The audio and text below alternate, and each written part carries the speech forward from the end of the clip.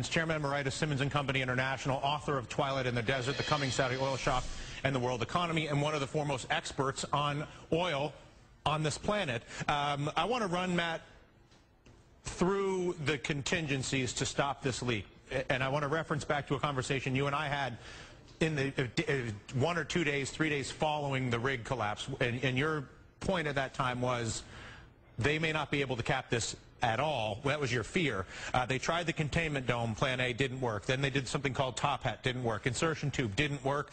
Top kill was lots of fun TV for a week, didn't work. Cut and cap is what they're calling the current version, which is clearly restricting oil flow, but as we pointed out, they don't know how much is coming out of the ground, so how much it's restricting is up to the PR people, apparently. And then there's these relief wells, which our best case scenario is the end of the summer. Why are you so skeptical that these plan A, B, C, D, E, F, I can keep going, won't work? Well, it actually, you know, I now look back on the 47 days and think that remarkably, while I was probably one of the first people to figure out the magnitude of this, I grossly underestimated the size of this disaster.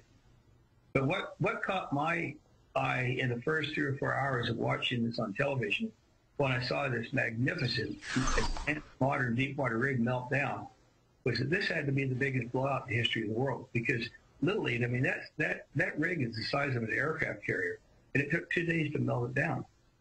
And at the meantime, BP was saying it was a rig fire with diesel on board the rig. But that's just a bunch of baloney. I didn't say baloney. I said a word I wouldn't say in your program. But and what was clear to me was that there must be an unbelievable flow. And I sort of, you know, grew up in the era of blowouts. I mean, I started my career raising money for diving companies and oil service companies 45 days after the Santa Barbara oil spill. So oil spills sort of been an area I've paid a lot of attention to. And the only way we've ever prevented big oil spills is either basically hoping that the wellbore collapses or the fleets, or we explode them. And so I started talking to some of my friends, and we all came to the same conclusion. It was very obvious when this blew out, it had to be reservoir pressures of 40 to 50,000 pounds per square inch. Otherwise, the fire would have been so intense.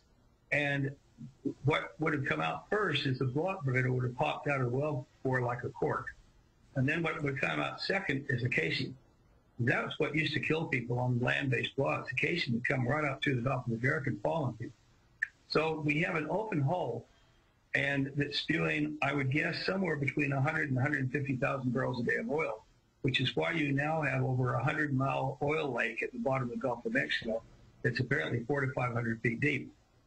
Now, one of the most important things going on this week is the Thomas Jefferson, the United States' biggest research vessel, is now on location.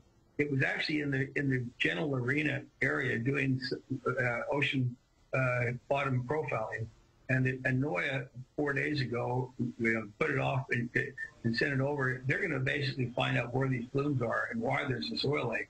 And I would think by the end of the week we'll discover that we have an open hole with no casing in it, which they're about 7 miles away from where BP have been trying to fix these little tiny leaks in the drilling riser.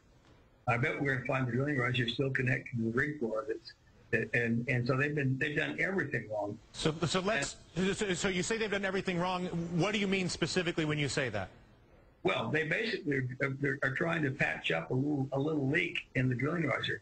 You got to remember that what we're seeing on television, the drilling riser is 22.5 inches in circumference. Most of it is elastomers to make it buoyant. In the middle is a 7-inch column with the annulus where the drill bit goes down. So coming out of that is a little plume of gas. It's not oil. And it's only about 4 feet high. That could not by any way have actually covered 40% of the Gulf of Mexico. So what we're going to find when the Thomas Jefferson finishes its work is we have an open hole with no casing in it. And the only way we'll shut it off is either let it deplete, which might take 30 years, which would maybe, not only just poison the Gulf of Mexico, maybe the Atlantic Ocean. Or to put a nuclear device down hole like the Russians did in the 70s and actually encase it by turning the rock into glass. One last question, just for time purposes, Matt. If you accept the inevitability of this oil flow, best case scenario for months, worst case scenario for years.